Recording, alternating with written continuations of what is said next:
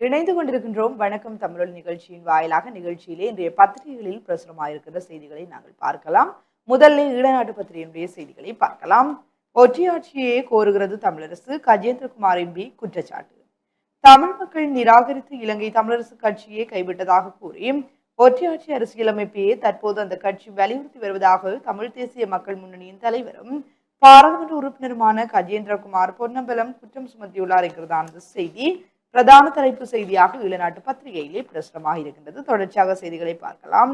மாவீரர் வாரம் நேற்று ஆரம்பம் என்கிறதான படத்துடன் கூடிய ஒரு செய்தி. மாவீரர்களின் நினைவாலயம் நேற்று நல்லூரில் திறந்து வைப்பு என்கிறதான ஒரு செய்தி பிரசுரமாக இருக்கின்றது. நுகேகொடையில் திரண்டது மக்கள் கூட்டம். மக்களுக்கு சேவை செய்யாவிடின் எந்நேரமும் அரசை கவிழ்ப்போம், நாமல் ராஜபக்ஷ எச்சரிக்கை. சைக்கிளில் சென்ற முதியவர் திடீரென மயங்கி உயிரிழப்பு, சித்தங்கனியில் சம்பவம் என்கிறதான இந்த செய்தி. அர்ஜுனா எம்பிக்கு கொலை மிரட்டலாம் என்கிறதான கட்டமிடப்பட்டுள்ள ஒரு செய்தி.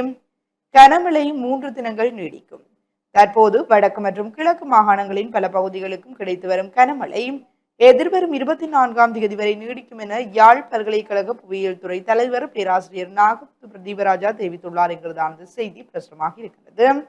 இத்தாலியிலிருந்து யாழ் வந்த பெண் மூச்செடுக்க சிரமப்பட்டு உயிரிழந்தார். தொல்பொருள் திணைக்களத்துக்கு எதிர்ப்பு, நாட்டிய பெயர் பலகையை அகற்றிய மக்கள் என்கிறதான இந்த செய்தி பிரசுரமாக இருக்கிறது. 100 போதை மாத்திரைகளுடன் 4 நேற்று குருநகரில் கைது என்கிறதான செய்திகள் முதற்பக்க செய்திகளாக ஈழநாட்டு பத்திரிகையிலே பிரசுரமாக இருக்கிறது. தொடர்ச்சியாக உட்பக்க செய்திகளை பார்க்கலாம். வவனியா தோணிக்கலில் மாவீரர்களுக்கு நேற்று அஞ்சலி என்கிறதான படத்துடன் கூடிய ஒரு செய்தி. மாகாண சபை நிர்வாகத்தை ஆளுநரிடம் கையளிப்பது ஜனநாயக விரோத செயல் கூறுகிறார் சுரேஷ் பிரேமச்சந்திரன். வடக்கு கிழக்கில் உள்ள மாகாண நிர்வாகத்தை ஆளுநரிடம் கையளித்துவிட்டு இருப்பது என்பது ஜனநாயக விரோத செயல். தமிழ் மக்களுக்கு கிடைத்த உரிமைகள் அரசாங்கம் மறுதளிக்கின்றது என்பது இதன் பொருள் என பாராளுமன்ற உறுப்பினரான சுரேஷ் பிரேமச்சந்திரன் தெரிவித்துள்ளார் என்கிறதான செய்தி தொடர்கிறது. சாட்டி துயிலும் இல்லத்தில் நேற்று ஈக சுடரேற்றி அஞ்சலி என்கிறதான படத்துடன் கூடிய ஒரு செய்தி. யாழில் 32 வருடங்களின் பின் வழங்கப்பட்ட வீட்டு உறுதிகள். படகில் போதைப் பொருள் கடத்தல், யாழ் கரையோரத்தில் 3 கைது என்கிறதான கட்டமிடப்பட்டுள்ள ஒரு செய்தி. தொழிற்சங்க நடவடிக்கைகள் அடுத்த வாரம் தீவிரமடையும். பாராளுமன்றத்தில் இன்று இடம்பெறவுள்ள சுகாதார அமைச்சின் நிதி ஒதுக்கீட்டிற்கான குழுநிலை விவாதத்தில் சுகாதாரத்துறையில் உள்ள பிரச்சனைகள் குறித்து அமைச்சர் நலிந்த ஜெயதீச சாதகமான தீர்வுகளை அறிவிக்காவிட்டாலும் தற்போது முன்னெடுக்கப்பட்டு வரும் தொழிற்சங்க நடவடிக்கைகள் அடுத்த வாரத்திலிருந்து மேலும் தீவிரப்படுத்தப்படும் என அரசாங்க மருத்துவ அதிகாரிகள் சங்கத்தின் ஊடக பேச்சாளர் வைத்தியர் சமில் விஜயசிங்க தெரிவித்துள்ளார் என்கிறதான செய்தி பிரசுரமாக இருக்கிறது. திரிபோசாவுக்கு கடும் பற்றாக்குறை என்கிறதான கட்டமிடப்பட்டுள்ள ஒரு செய்தி. யுத்தம் முடிந்து 16 ஆண்டுகள் கடந்தும் மீள்குடியேற்றம் முழுமை பெறவில்லை, யாழில் அமைச்சர் சுனில் ரணசிங்க கவலை. மாவீரர் நாளை அனுஷ்டிக்க எழுச்சி பெற்ற முல்லைத்தீவு என்கிறதான படத்துடன் கூடிய ஒரு செய்தி. அலம்பிலில் மாவீரர் பெற்றோர் மதிப்பளிப்பு. வீடமைப்பு நிர்வாண அமைச்சால் 1259 மில்லியன் ரூபாய் ஒதுக்கீடு என்கிறதான செய்தி பிரசுரமாக இருக்கின்றது. மனித உரிமைகள் வெளிப்படைத்தன்மை பொறுப்பு கூறலில் ஐரோப்பிய ஒன்றியம் நிர்ணயித்த தராதரங்களை நிறைவேற்றுவோம், வெளிவகார பிரதி அமைச்சர் உறுதி. மனித உரிமைகள் வெளிப்படைத்தன்மை பொறுப்பு கூறல் சட்டவாட்சி என்பன தொடர்பில் ஐரோப்பிய ஒன்றியத்தால் நிர்ணயிக்கப்பட்டிருக்கும் முக்கிய தராதரங்களை நிறைவேற்றுவதற்காக அர்ப்பணிப்புடன் கடப்பாட்டை கொண்டுள்ளதாக வெளிவகாரம் மற்றும் வெளிநாட்டு வேலைவாய்ப்பு பிரதி அமைச்சர் அருண் ஹேமச்சந்திர உறுதியளித்துள்ளார் என்கிறதான செய்தி தொடர்கிறது. கஞ்சா தோட்டங்கள் போலீசாரால் முற்றுகை என்கிறதான கட்டமிடப்பட்டுள்ள ஒரு செய்தி. உலகின் மிகப்பெரிய விமானம் கட்டுநாயக்கவில் தரையிறக்கம். சாரதிகளுக்கு அபராத புள்ளி முறைமை அறிமுகமாகும் அமைச்சர் பிமல் ரத்நாயக்க. ஒழுக்கமாக வாகனம் ஓட்டுவதை ஊக்குவிக்கும் வகையில் சாரதி உரிமங்களுக்கு அபராத புள்ளியை முறையை அறிமுகப்படுத்த அரசாங்கம் முடிவெடுத்துள்ளது. அடுத்த ஆண்டு முதல் சாரதி உரிமங்களுக்கு குறைபாடுள்ள புள்ளிகள் முறை அறிமுகப்படுத்தப்படும் என போக்குவரத்து அமைச்சர் பிமல் ரத்நாயக்க தெரிவித்துள்ளார் என்கிறதான இந்த செய்தி தொடர்கிறது. 5000 பேருக்கு ஜப்பான் மொழி பயிற்சி வழங்க திட்டம் என்கிறதான கட்டமிடப்பட்டுள்ள ஒரு செய்தி. மின்சார சபை மறுசீரமைப்பின் உச்ச பயன் மக்களுக்கு கிடைக்கும் அரசாங்கம் சொல்கிறது. போதைப் பொருட்களுடன் 908 சந்தேக நபர்கள் கைது என்கிறதான ஒரு செய்தி. வீதியை கடந்தவர் விபத்தில் மரணம். திருமலை முத்துநகர் விவசாயிகள் கொடும்பாவி எரித்து போராட்டம் என்கிறதான படத்துடன் கூடிய ஒரு செய்தி பிரசுரமாக இருக்கின்றது. ஓட்டமாவடியை கைப்பற்றியது அகில இலங்கை மக்கள் காங்கிரஸ் என்கிறதான கட்டமிடப்பட்டுள்ள ஒரு செய்தி. தொற்று நோய்கள் தொடர்பில் கர்ப்பவதிகளுக்கு விழிப்புணர்வு. மிருகங்களிலிருந்து மனிதர்களுக்கு தொற்றும் நோய்கள் தொடர்பான விழிப்புணர்வு நிகழ்வு மட்டக்களப்பு களுவாஞ்சிக்குடி கால்நடை வைத்திய அலுவலகத்தினால் களுவாஞ்சிக்குடி சுகாதார வைத்திய அதிகாரி அலுவலகத்தில் நேற்று நடைபெற்றது. வடக்கு கிழக்கில் இடியுடன் பலத்த மழைக்கு வாய்ப்பு என்கிறதான கட்டமிடப்பட்டுள்ள ஒரு செய்தி. போலி நகைகளை அடகு வைக்க முயற்சி, கல்முனையில் கைதானவருக்கு பிணை. அரசு வங்கியொன்றில் போலி நகைகளை அடகு வைக்க சென்ற சந்தேக நபரை கல்முனை தலைமையக போலீசார் கைது செய்துள்ளனர். கல்முனை மாநகர சபைக்குட்பட்ட குறித்த அரசாங்க வங்கி நிர்வாகத்திடமிருந்து கிடைக்கப்பெற்ற முறைப்பாட்டுக்கமைய இந்த கைது நடவடிக்கை மேற்கொள்ளப்பட்டது. இதன்போது போலி நகையை வங்கி அடகு வைப்பதற்காக வருகை தந்த நபரின் நடவடிக்கையில் சந்தேகம் அடைந்து வங்கி ஊழியர்கள் முகாமையாளருக்கு அறிவித்துள்ளனர். இந்த நிலையில் உடனடியாக செயற்பட்ட குறித்த வங்கி முகாமையாளர் கல்முனை தலைமையக போலீசாருக்கு அறிவித்ததுடன் சந்தேக நபரையும் போலீசாரிடம் ஒப்படைக்க நடவடிக்கை மேற்கொண்டனர். கைதான சந்தேக நபர் குறித்த போலி நகைகளை கடற்கரை பகுதியில் கண்டெடுத்ததாகவும் பின்னர் கல்முனை நகர பகுதியில் உள்ள நகை கடைக்காரரிடமும் பெற்றுக் கொண்டதாகவும் முரண்பாடான தகவல்களை போலீசாரிடம் ஆரம்ப கட்ட விசாரணையின் போது தெரிவித்துள்ளனர். குறித்த சந்தேக நபரை கல்முனை நீதவான் நீதிமன்றில் நேற்று முன்தினம் முன்னிலைப்படுத்திய போது பிணையில் விடுவிக்கப்பட்டுள்ளார் என்கிறதான செய்தி பிரசுரமாக இருக்கின்றது. யுத்தத்தில் உயிர் நீத்த உறவுகளுக்கு அஞ்சலி என்கிறதான கட்டமிடப்பட்டுள்ள ஒரு செய்தி. திருமலை புத்தர் சிலை விவகாரம் ஞானசாரர் வெளியிட்ட கருத்துக்கு மட்டும் மாநகர சபை கண்டனம் என்கிறதான செய்திகள் பிரசுரமாக இருக்கின்றது. இறுதிப்பக்க செய்திகளை பார்க்கின்ற போது இந்திய எதிர்ப்பு கொள்கையில் அரசாங்கம் செயற்படக்கூடாது, ஐக்கிய மக்கள் சக்தி என்கிறதான செய்தி பிரசுரமாக இருக்கிறது. இலங்கை இந்தியா இடையே நேரடி மின்சார பரிமாற்றம் அரசாங்கம் அறிவிப்பு. இலங்கை இந்தியாவின் மின் கட்டமைப்பு உயர் மின்னழுத்த மின்கம்பி மூலம் இணைக்கப்பட உள்ளது என்று மின்சக்தி மற்றும் பலசக்தி அமைச்சர் குமார ஜெயக்கொடி தெரிவித்துள்ளார் என்கிறதான செய்தி. விபத்தில் பெண் பலி, 3 பேர் படுகாயம். ஊடக அடையாள அட்டை வழங்குவதில் மட்டுப்பாடு என்கிறதான கட்டமிடப்பட்ட ஒரு செய்தி. அசிட் வீட்டு தாக்குதலில் தாய் பலி, மகன் படுகாயம் என்கிறதான செய்தி. புத்தளம் மருத்துவமனையை தரம் உயர்த்துவதற்கு நடவடிக்கை, சுகாதார அமைச்சர் நலிந்து அறிவிப்பு. பேருந்து கட்டணத்தை திங்கள் முதல் வங்கி அட்டை மூலம் செலுத்தலாம் என்கிறதான கட்டமிடப்பட்ட ஒரு செய்தி. நாட்டுக்குள் போதைப் பொருளை கொண்டு வர வாய்ப்பு இல்லை, பாதுகாப்பு பிரதி அமைச்சர் சொல்கிறார் என்கிறதான செய்தி. போதைப் பொருள் கடத்தல் 5000 சந்தேக நபர்கள் கைது, ஆனால் 250 பேரே தடுப்பில் என்கிறதான செய்திகள் இளநாட்டு பத்திரிகையிலே பிரசுரமாக இருக்கின்ற பிரதான செய்திகளாக அமைந்திருக்கின்றன. தொடர்ச்சியாக நிகழ்ச்சியில் நாங்கள் வலம்புரி பத்திரிகையினுடைய செய்திகளை பார்க்கலாம். வலம்புரி பத்தினுடைய இன்றைய பிரதான தலைப்பு செய்தி, வடக்கு கிழக்கு தமிழர் தாயகத்தில் உணர்வெழுச்சியுடன் மாவீரர் வாரம் ஆரம்பம். வடக்கு கிழக்கு தமிழர் தாயகத்தில் உணர்வெழுச்சியுடன் மாவீரர் வாரம் நேற்று ஆரம்பமானதாக அந்த செய்தி காணக்கூடியதாக இருக்கிறது. அந்த செய்தி இங்கே தொடர்ந்து செல்வதை நாங்கள் அவதானிக்கக்கூடியதாக இருக்கிறது. தமிழர்களின் உரிமைக்காக, தமிழீழ லட்சியத்துக்காக போராடிய வீரகாவியமான மாவீரர்களை நினைவு கூர்ந்து தமிழர் தாயகத்திலும் புலம்பெயர் தேசங்களிலும் நவம்பர் 21 முதல் 27 வரை மாவீரர் வாரம் அனுஷ்டிக்கப்பட்டு வருகின்றது. அந்த வகையில் மாவீரர் வார ஆரம்ப நாள் நிகழ்வுகள் நேற்று தமிழர் தாயகத்தில் உணர்வெழுச்சியுடன் நடைபெற்றன. பல இடங்களில் சிவப்பு மஞ்சள் நிற கொடிகள் பறக்க விடப்பட்டு மாவீரர்களுக்கான பாடல்கள் ஒலிக்க விடப்பட்டுள்ளன. அத்துடன் மாவீரர் பெற்றோர் கௌரவிப்பு நிகழ்வுகளும் இடம்பெற்று வருகின்றன. அதன்படி யாழ்ப்பாணம் கோப்பாய் துயிலுமில்லத்தில் நிவேந்தல் வாரத்தின் ஆரம்ப நிகழ்ச்சி நேற்று மாலை நடைபெற்றது. கோப்பாய் தூலிமில்லம் காணப்பட்ட பகுதியில் இராணுவ முகாம் அமைந்துள்ள நிலையில் அதன் வாயிலில் சுடரேற்றி அஞ்சலி செலுத்தப்பட்டது. அதனைத் தொடர்ந்து பொதுச்சுடர் ஏற்றப்பட்டு உயிரிழந்தவர்களின் தற்போதைய கல்லறை அமைந்துள்ள இடத்தில் மலர் மாலை அணிவிக்கப்பட்டது. இதேவேளை யாழ் பல்கலைக்கழகத்திலும் நினைவேந்தல் நடைபெற்றது. மேலும் பலிகாமம் மேற்கு பிரதேச சபையிலும் உயிர் நீத்தவர்களுக்கு அஞ்சலி செலுத்தப்பட்டது. பலிகாமம் தென்மேற்கு பிரதேச சபை, வவுனியா வடக்கு பிரதேச சபை, பலி வடக்கில் தெல்லிப்பளை சந்தியிலும் புதுக்குடியிருப்பில் நினைவேந்தல்கள் உணர்வு பூர்வமாக இடம்பெற்றன. மேலும் மட்டக்களப்பு மண்முனை தென்மேற்கு பிரதேச சபை கலாசார மண்டபத்திலும் நினைவேந்தல் நடைபெற்றன. கிரான் கோரக்கல்லிமடு விசேட தவியோர் மண்டபத்திலும் விசேட நினைவேந்தல்கள் இடம்பெற்றிருந்தன என்று அந்த செய்தி இங்கே காணக்கூடியதாக இருக்கிறது. இது முக்கிய செய்தியாக அமைந்திருப்பதை நாங்கள் காணக்கூடியதாக இருக்கிறது. யாழில் சைக்கிள் சென்றவர் மயங்கி விழுந்து உயிரிழப்பு என்கிற ஒரு செய்தி. யாழில் துவிச்சக்கர வண்டியில் சென்ற நபர் ஒருவர் மயங்கி விழுந்து உயிரிழந்திருக்கின்றார். கேணியடி பிளவத்தை பகுதியில் நேற்று பிற்பகல் இச்சம்பவம் இடம்பெற்றுள்ளது. இதில் சித்தங்கனி வடக்கு பகுதியைச் சேர்ந்த கணேசமூர்த்தி நாகேந்திரம் வயது 68 என்பவரே உயிர் இழந்திருக்கிறார் என்றும் அந்த செய்தி காணப்படுகின்றது. யாழில் மூச்செடுக்க சிரமப்பட்ட பெண் மரணம். இத்தாலியில் இருந்து அவர் இங்கே அதாவது யாழ்ப்பாணம் வந்த பெண் ஒருவரே மூச்செடுக்க சிரமப்பட்ட நிலையில் நேற்றைய தினம் உயிரிழந்தார் என்று ஏற்கனவே நாங்கள் பார்த்த ஒரு செய்திதான். குருநகரில் மாணவர்களுக்கு விநியோகிக்க இருந்த 1000 போதை மாத்திரைகள் மீட்பு, 4 போலீசாரால் கைது என்கின்ற செய்தி காணப்படுகிறது. மாவீரர்களின் நினைவாலயம் நல்லூரில் நேற்று அங்குரார்ப்பணம் என்கிற செய்தியும் இங்கே அவதானிக்கக்கூடியதாக இருக்கிறது. அதைவிட ஏனைய செய்திகளாக அனுர அரசாங்கத்துக்கு எதிராக நுகையகொடையில் எதிர்ப்பு பேரணி என்ற தலைப்பில் ஒரு செய்தி காணக்கூடியதாக இருக்கிறது.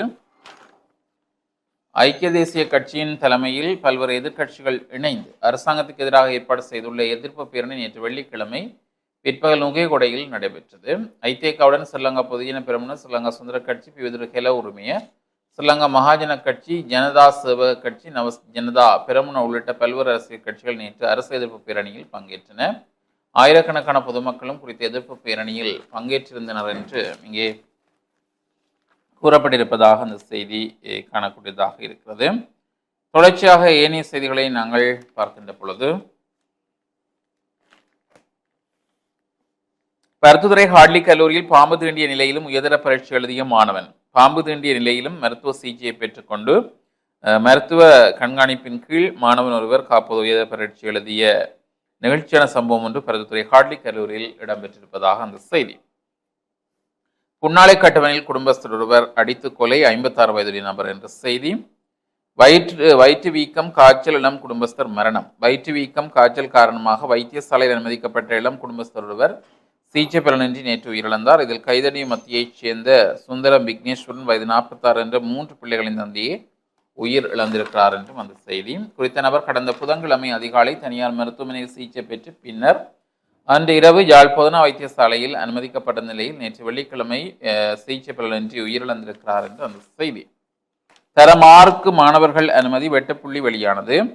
2025ஆம் ஆண்டு நடைபெற்ற தரம் 5 புலமைப்பரிசு பரீட்சை பெறுபவர்களினுடைய அடிப்படையிலே தரம் 6 மாணவர்களுக்கான அவர்களை அனுமதிப்பதற்குரிய பாடசாலை ரீதியான வெட்டுப்புள்ளிகள் வெளியிடப்பட்டிருக்கின்றன என்றும் பெற்றோர்கள் மற்றும் மாணவர்கள் கல்வி அமைச்சின் உத்தியோகபூர்வ இணையதளத்திலே அந்த விடயங்கள் தொடர்பாக நீங்கள் பார்க்கக்கூடியதாக இருக்கும் என்றும் சொல்லப்பட்டிருக்கின்றது. மாணவர்கள் தமது பெறுபவர்களுக்கு ஏற்ப தமக்கு கிடைத்துள்ள பாடசாலை எது என்பதை அறிந்து கொள்வதற்கான வசதிகளும் ஏற்படுத்தப்பட்டுள்ளன என்றும் இங்கே கூறக்கூடியதாக இருக்கிறது. உட்பக்க செய்திகளை பார்க்கின்ற பொழுது, சலுகைகளை மட்டுமே அனுபவிக்கும் சில அதிகாரிகளால் வடக்கில் பின்னடைவு, விசனம் வெளியிட்ட ஆளுநர் என்கிற செய்தி. அயகமவில் அசிட் வீச்சு, தாய் உயிரிழப்பு, பிள்ளைக்கு காயம். அயகம போலீஸ் பிரிவுக்கு உட்பட்ட பகுதியிலே மேற்கொள்ளப்பட்ட அசிட் வீச்சில் தாய் ஒருவர் உயிரிழந்திருக்கிறார். குறித்த பகுதியில் தாய் ஒருவரும் அவரது 16 வயது பிள்ளையும் அசிட் வீச்சில் பலத்த காயமடைந்துள்ளதாக அயகம போலீசாருக்கு தகவல் ஒன்று கிடைத்துள்ளது. அதற்கமே சம்பவத்துக்கு சென்ற போலீசார் குறித்த தாயையும் பிள்ளையும் அயகம வைத்தியசாலையிலே அனுமதித்தனர். இதன்போது குறித்த தாய் சிகிச்சை பலனின்றி உயிரிழந்திருக்கிறார். சம்பவத்தில் உயிரிழந்தவர் கொழும்பு கௌரகிரிய பகுதியைச் சேர்ந்த 40 வயதுடைய பெண் என தெரிய வந்துள்ளது. அயல் வீட்டாருடன் ஏற்பட்ட தனிப்பட்ட தகராறினால் இந்த சம்பவம் இடம்பெற்றதாக விசாரணைகளில் தெரிய வந்துள்ளது. சடலம் ரத்னபுரி வைத்தியசாலையில் வைக்கப்பட்டுள்ளதுடன் சந்தேக நபர்களை கைது செய்ய அயகம போலீசார் மேலதிக விசாரணைகளை மேற்கொண்டு வருகின்றனர் என்று அந்த செய்தி காணக்கூடியதாக இருக்கிறது. திரிபோசாவுக்கு பற்றாக்குறை என்கிற செய்தி. ரணில் விக்ரமசிங்க சென்னைக்கு விஜயம் என்கிற செய்தியும் காணப்படுகிறது.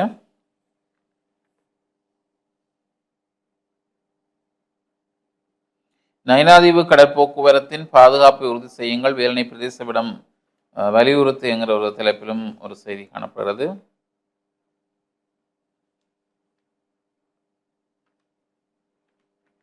ஏனைய செய்திகளை நாங்கள் பார்க்கின்ற பொழுது, முத்தரப்பு T20 தொடர் இலங்கையை வீழ்த்தி சிம்பாப்வே அபார வெற்றி என்கிற செய்தி. மேற்கிந்திய தீவுகளுக்கு எதிரான ஒருநாள் தொடரை கைப்பற்றியது நியூசிலாந்து என்கிற செய்தியும் காணப்படுகிறது. யாழ் வண்ணை வடகிழக்கு கலட்டி வீரத்தி விநாயகர், அதாவது யாழ் வடகிழக்கு கலட்டி வீரத்தி பிள்ளையாருடைய தேவஸ்தான சதுர்த்தி உற்சவம் நாளை மறுதினம் திங்கட்கிழமை காலை 7 மணிக்கு இடம்பெற இருப்பதாகவும் ஒரு செய்தி. மாவீரர் வாரம் ஆரம்பம். தமிழர் தாயமங்கும் அஞ்சலி நிகழ்வுகள். யாழ் பல்கலைக்கழகம், சாட்டி, முரசுமோட்டை, கொழும்பு, உடுத்துறை, வவுனியா என்று சொல்லி எங்கெங்கெல்லாம் அவ்வாறு அனுஷ்டிக்கப்பட்டது அந்த படங்களுடன் ஒரு செய்தி காணப்படுகின்றது. 33 வருடங்களின் பின் வழங்கப்பட்ட காணி உறுதி பத்திரங்கள் யாழ்ப்பாணத்தில் என்கிறவாறு ஒரு செய்தி. குருநகர் பகுதியைச் சேர்ந்த 19 பேருக்கு அவ்வாறு வழங்கப்பட்டிருக்கிறது. மல்லாகம் நீதவான் நீதிமன்றில் பகிரங்க ஏல விற்பனையானது இன்று சனிக்கிழமை காலை 9:30 மணிக்கு நீதிமன்ற வளாகத்தில் இடம் பெற இருக்கிறது. குறித்த பகிரங்க ஏலத்தில் 79 துவிச்சக்கர வண்டிகள், தகர பரல்கள் மற்றும் பிளாஸ்டிக் கொள்கலன்கள் என்பன விற்பனை செய்யப்பட இருப்பதாக சொல்லப்பட்டிருக்கிறது. அறிவித்திருக்கோவிலில் யோகா பயிற்சிகள் ஆரம்பம் போன்ற செய்திகளும் உலக செய்திகள் பக்கத்திலே பார்த்தால் G20 மாநாட்டில் அமெரிக்கா பங்கேற்காது வெள்ளை மாளிகை அறிவிப்பு. ஐநா உச்சி மாநாட்டு அரங்கில் தீ ஓட்டம் பிடித்த சர்வதேச பிரதிநிதிகள் என்கிற செய்தி. வியட்நாமை புரட்டி போட்ட கனமழை, வெள்ளத்தில் சிக்கி 41 பேர் உயிரிழப்பு. மத்திய வியட்நாமில் தொடரும் இடைவிடாத மழைவீழ்ச்சி மற்றும் வெள்ளம் காரணமாக சுமார் 41 பேர் உயிரிழந்திருக்கிறார்கள் என்கிற ஒரு செய்தியும் இங்கே இடம் பிடித்திருப்பதை காணக்கூடியதாக இருக்கிறது. $236 ஏலம் போன ஓவியம் என்று சொல்லி ஒரு ஓவியத்தினுடைய படத்துடன் கூடிய ஒரு செய்தி இங்கே அமைந்திருக்கிறது.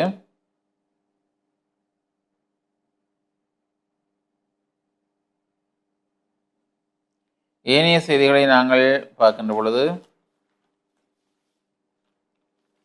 அதாவது இந்த ஓவியம் 1911 தொடக்கம் 16ஆம் ஆண்டுக்கு இடைப்பட்ட காலத்தில் வரைந்ததாகும். இந்த ஓவியம் எலிசபெத் லிடர் என்ற பெண் வெள்ளை அங்கி அணிந்து நீலநிற திரைச்சீலையின் முன் நிற்பதை காட்டும் ஓவியமாகும் என்றும், இந்த ஓவியத்தில் குஸ்டாவ் கிளிம்ட் தனது முக்கிய வாடிக்கையாளரின் மகளை சித்தரித்திருந்தார் என்றும், இந்த ஓவியம் 2ஆம் உலகப் போரின் போது நாஜி படைகளால் கொள்ளையடிக்கப்பட்டு சேதப்படுத்தப்பட்டது. பின்னர் அந்த ஓவியம் 1948ஆம் ஆண்டு மீட்கப்பட்டது என்கிறவாறும் அந்த செய்தி காணக்கூடியதாக இருக்கிறது. போர் நிறுத்தத்தை மீறி காசா மீது இஸ்ரேல் தாக்குதல், 28 பேர் உயிரிழப்பு என்கிற செய்தி காணப்படுகிறது. போர் நிறுத்தத்தை மீறி என்கிறவாறு அந்த செய்தி அமைந்திருப்பதை நாங்கள் காணக்கூடியதாக இருக்கிறது. அதுவும் முக்கிய செய்தியாக அமைந்திருப்பதை அவதானிக்கக்கூடியதாக இருக்கிறது. மிஸ் யூனிவர்ஸ் போட்டி மெக்சிகோ அழகிக்கு மகுடம். இந்த ஆண்டுக்கான மிஸ் யூனிவர்ஸ் அழகியாக மெக்சிகோ நாட்டைச் சேர்ந்த பாத்திமா போஸ் தெரிவு செய்யப்பட்டிருக்கிறார். மிஸ் யூனிவர்ஸ் என்பது சர்வதேச நாடுகளைச் சேர்ந்த அழகிகள் கலந்து கொள்ளும் வருடாந்த போட்டி. இந்த ஆண்டுக்கான போட்டி தாய்லாந்தில் உள்ள இம்பாக்ட் சேலஞ்சர் விடுதியில் நடைபெற்றது. 100க்கும் மேற்பட்ட நாடுகளைச் சேர்ந்த அழகிகள் போட்டியில் கலந்து கொண்டனர். போட்டியின் இறுதிச் சுற்றில் மெக்சிகோ நாட்டைச் சேர்ந்த பாத்திமா போஸ் வயது 25 வெற்றி பெற்று 2025ஆம் ஆண்டுக்கான மிஸ் யூனிவர்ஸ் பட்டத்தை தட்டிச் சென்றார். முதல் ரன்னப்பராக தாய்லாந்து அழகியும் 2ஆம் ரன்னப்பராக வெனிசுலா அழகியும் தேர்வு செய்யப்பட்டனர் என்று அந்த செய்தி காணக்கூடியதாக இருக்கிறது. அதுவும் இங்கே முக்கிய செய்தியாக அமைந்திருப்பதை நாங்கள் அவதானிக்கக்கூடியதாக இருக்கிறது. இறக்குவானையில் வெள்ளப்பெருக்கு அபாயம் என்கிற செய்தி, பகிரங்க ஏல விற்பனை தொடர்பான செய்தி, பருத்தித்துறை நீதவான் நீதிமன்ற வழக்குகளில் பறிமுதல் செய்யப்பட்டதும் உரிமை கூறப்படாதமான துவிச்சக்கர வண்டிகள், கைத்தொலைபேசிகள், சவல்கள், கோடரிகள் மற்றும் இதர பொருட்கள் என்பன இதுவரும் 29ஆம் தேதி சனிக்கிழமை காலை 10 மணிக்கு பருத்தித்துறை நீதவான் நீதிமன்ற வளாகத்தில் வைத்து பகிரங்க ஏலத்தில் விற்பனை செய்யப்பட இருப்பதாக ஒரு செய்தியும் காணப்படுகிறது. மட்டக்களப்பு தொல்லியல் போர்வையில் தமிழர் நிலங்களை அபகரிக்க முயற்சி, புதிய பெயர்ப்பெயர்களில் வெடித்தது சர்ச்சை என்கிறவாறு ஒரு செய்தி காணப்படுகிறது. தாந்தாமலை தொல்லியல் பலகை திருமலை சம்பவத்தின் நீட்சியா, பாரிய நித்திரன் கடும் சந்தேகம் என்கிற செய்தி.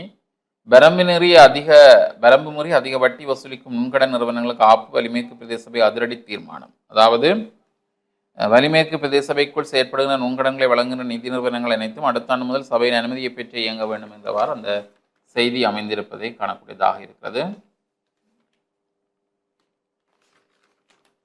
இவைதான் இன்றைய விளம்பரினுடைய முன்பக்கத்திலே காணக்கூடிய முக்கிய செய்திகளாக காணப்படுகிறது. அடுத்து நாங்கள் உதயன் பத்திரினுடைய செய்திகளை பார்க்கலாம். உதயன் பத்திரிகையினுடைய செய்திகளை நாங்கள் பார்க்கலாம். மாவீரர் நினைவேந்தல் வாரம் நேற்று உணர்வுபூர்வ ஆரம்பம். தமிழர் தாயகத்தின் பல்வேறு பகுதிகளிலும் மாவீரர் தின நினைவேந்தல் நிகழ்வுகள் நேற்று உணர்வுபூர்வமாக ஆரம்பமாகின. இதன் ஒரு பகுதியாக மாவீரர்களின் பெயர் பொறிக்கப்பட்ட கல்வெட்டு யாழ்ப்பாணம் நல்லூரில் திறந்து வைக்கப்பட்டுள்ளது என்கிறதான செய்தி பிரதான தலைப்பு செய்தியாக உதயன் பத்திரிகையிலே பிரசுரமாக இருக்கிறது. தொடர்ச்சியாக செய்திகளை பார்க்கின்ற போது, பரீட்சை நிலையத்தில் வைத்து மாணவனை தீண்டியது பாம்பு, மருத்துவ கண்காணிப்பின் கீழ் பரீட்சை எழுத நடவடிக்கை என்கிறதான கட்டமிடப்பட்டுள்ள ஒரு செய்தி. திசை காட்டி அரசாங்கம் கவிழ்க்கப்படுவது உறுதி, நுகேகுடை பேரணியில் நாமல் முழக்கம் என்கிறதான இந்த செய்தி. இலங்கை இந்தியா இடையே மின்சக்தி கட்டமைப்பு விரைவில் இணையும். சைக்கிளில் சென்ற முதியவர் மயங்கி விழுந்து உயிரிழப்பு என்கிறதான ஏற்கனவே பார்த்த செய்தி. நுண்கடன் நிறுவனங்களுக்கு வலி மேற்கிலும் கட்டுப்பாடு என்கிறதான கட்டமிடப்பட்டுள்ள அந்த செய்தி. மந்திகை மருத்துவமனையில் ஆம்புலன்ஸ் சாரதி மீது நேற்றிரவு தாக்குதல், கத்தியுடன் வந்தவரால் பதற்றம். பருத்தித்துறை மந்திகை மருத்துவமனையில் கத்தியுடன் அத்துமீறி நுழைந்த நபர் ஒருவர் ஆம்புலன்ஸ் சாரதி மீதும் மருத்துவமனையின் பாதுகாப்பு கடமையில் இருந்த போலீசார் மீதும் தாக்குதல் நடத்தியுள்ளனர். இதனால் அங்கு நேற்றிரவு பெரும் பதற்றமும் பரபரப்பும் ஏற்பட்டது என்கிறதான செய்தி பிரசுரமாக இருக்கிறது. மகிந்தவின் காலில் விழுந்து மன்னிப்பு கூற வேண்டுமாம், அரசை வலியுறுத்துகிறார் கம்மன் பிள்ளை என்கிறதான இந்த செய்தி. யாழ் பல்கலைக்கழகத்தில் டிசம்பர் மாதம் 9ஆம் தேதியன்று துணைவேந்தருக்கான நேர்காணல் என்கிறதான இந்த செய்தி. குடும்ப தலைவன் அடித்துக் கொலை, புன்னாலை கட்டுமனில் வெறிச்செயல் என்கிறதான இந்த செய்திகள் முதற்பக்க செய்திகளாக உதயன் பத்திரிகையிலே பிரசுரமாக இருக்கின்றன. தொடர்ச்சியாக உட்பக்க செய்திகளை பார்க்கின்ற போது ஊடக சுதந்திரத்துக்குள் இருந்து இனவாதம் பரப்ப அனுமதியும் அமைச்சர் நலிந்து தெரிவிப்பு. ஊடக சுதந்திரத்துக்குள் இருந்து கொண்டு போலியான விடயங்களை குறிப்பிட்டு இனவாதம் பரப்ப இடமளிக்க முடியாது. அவ்வாறான நிறுவனங்களுக்கு எதிராக நிறுவன கட்டமைப்பிலும் பொது கட்டமைப்பிலும் உரிய நடவடிக்கை எடுக்கப்படும் என்று வெகுஜன ஊடக அமைச்சர் நலிந்த ஜெயதீஸ் தெரிவித்துள்ளார். ஊடகங்களின் மீது பாய்வதை அரசாங்கம் நிறுத்த வேண்டும், சமிந்த விஜயஸ்ரீ எம்பி தெரிவிப்பு. ஜீவனுக்கு திருமணம், தமிழ்நாட்டுக்கு ரணில். முன்னாள் ஜனாதிபதி ரணில் விக்ரமசிங்க தனிப்பட்ட விஜயமாக நேற்று வெள்ளிக்கிழமை இந்தியாவின் தமிழ்நாட்டுக்கு பயணமாகியுள்ளார். இலங்கை தொழிலாளர் காங்கிரசின் பொதுச் செயலாளரும் நாடாளுமன்ற உறுப்பினருமான ஜீவன் தொண்டமானின் திருமண நிகழ்வில் பங்கேற்பதற்காகவே அவர் இந்தியாவின் தமிழ்நாட்டுக்கு சென்றுள்ளார். இதேவேளை தமிழ்நாட்டில் முன்னாள் ஜனாதிபதி ரணில் விக்ரமசிங்க சில முக்கியமான ரகசிய சந்திப்புகளில் கலந்து கொள்ள உள்ளார் என்றும் தகவல்கள் தெரிவிக்கின்றன என்கிறதானது செய்தி பிரசுரமாக இருக்கின்றது. அசிட் வீச்சு பெண் பலி என்கிறதானது செய்தி. மின்சார சபை மறுசீரமைப்பின் உச்சப்பயன் நாட்டு மக்களுக்கு அரசாங்கம் தெரிவிப்பு. சாட்டி துயிலும் இல்லத்தில் மாவீரர் நாள் நினைவேந்தல் என்கிறதான கட்டமிடப்பட்டுள்ள ஒரு செய்தி. தலைவர் பிறந்த மண்ணில் மாவீரர் வாரம் உணர்வெழுச்சி. தாயக கனவுடன் சாவினை தழுவி சந்தன பேழைகளில் உறங்கும் மாவீரர்களுடைய நினைவை போற்றும் தமிழீழ மாவீரர் வாரம் நேற்று தமிழர் தாயகத்தில் எழுச்சி பூர்வமாக ஆரம்பமாகியுள்ளது என்கிறதான படத்துடன் கூடிய ஒரு செய்தி பிரசுரமாக இருக்கிறது. போதைப்பொருள் கடத்தல் 5000 பேர் வரை கைது. டெங்கு பரவும் சூழல் ரூபாய் 8000 தண்டம் என்கிறதான கட்டமிடப்பட்டுள்ள ஒரு செய்தி. ஜனாதிபதி சட்டத்தரணிகளாக 4 சத்திய பிரமாணம். பட்ஜெட்டுக்கு ஆதரவு 8 பேரின் உறுப்புரிமை. சுதந்திர கட்சி பறிப்பு என்கிறதான கட்டமிடப்பட்டுள்ள இந்த செய்தி. தொடர்ச்சியாக உட்பக்க செய்திகளை பார்க்கின்ற போது யாழ் பல்கலையில் மாவீரர் நினைவேந்தல் என்கிறதான இந்த செய்தி. திரிபோசா பற்றாக்குறை கவனிப்பாரற்ற அரசு. நாடு முழுவதும் உள்ள பல மகப்பேறு மற்றும் சிறுவர் மருத்துவமனைகளில் திரிபோசாவுக்கு கடுமையான பற்றாக்குறை ஏற்பட்டுள்ளதாக மருத்துவ மற்றும் சிவில் உரிமைகள் மருத்துவ தொழிற்சங்க சம்மேளனத்தின் தலைவர் மருத்துவர் சமல் சஞ்சீவ தெரிவித்துள்ளார் என்கிறதான இந்த செய்தி பிரசுரமாக இருக்கிறது. சுற்றி வளைப்பில் 676 பேர் கைது. எம்பிக்களுக்கு மொழி பயிற்சி என்கிறதான கட்டமிடப்பட்டுள்ள ஒரு செய்தி. சாரதி அனுமதி பத்திரத்துக்கு இனிமேல் அபராத புள்ளிமுறை. தொடர்ச்சியாக உட்பக்க செய்திகளை பார்க்கின்ற போது காணிகளை துல்லியமாக வரைபடமாக்க திட்டம். இலங்கையில் உள்ள அனைத்து காணிகளையும் துல்லியமாக அளந்து விரைவாக வரைபடமாக்குவது தொடர்பில் சுற்றாடல், கமத்தொழில் மற்றும் வளங்களின் நிலைத்தன்மை பற்றிய துறைசார் மேற்பார்வை குழுவில் கவனம் செலுத்தப்பட்டுள்ளது என்கிறதான செய்தி. சிறுபான்மையினரின் உரிமைகளை உறுதிப்படுத்த வேண்டும் அரசாங்கம். திருமலை சம்பவத்தை கண்டிக்கிறது கனேடிய தமிழர் பேரவை. சட்டவிரோதமாக காணிகளை கையகப்படுத்துவதையும் எல்லைப் பகுதிகளை உரிமை கோருவதற்கு மத அடையாளங்களை பயன்படுத்துவதையும் எந்த விதத்திலும் ஏற்றுக்கொள்ள முடியாது என்று கனேடிய தமிழர் பேரவை தெரிவித்துள்ளது. திருகோணமலை புத்தர் சிலை விவகாரம் தொடர்பில் கனேடிய தமிழர் பேரவை விடுத்துள்ள அறிக்கையிலேயே இவ்வாறு தெரிவிக்கப்பட்டுள்ளது. சிபிஆர் அந்தோனியார் ஆலயத்தில் 2 மில்லியன் ரூபாவில் மண்டபம் என்கிறதான கட்டமிடப்பட்டுள்ள ஒரு செய்தி. இனப்படுகொலை குற்றவாளிகளிடம் சர்வதேச விசாரணை நடத்த வேண்டும் ரவிகரன் எம்பி வலியுறுத்து. கைவசமின்றி 150 மருத்துவ வகைகள் அரசு மருத்துவமனைகளில் சிக்கல்.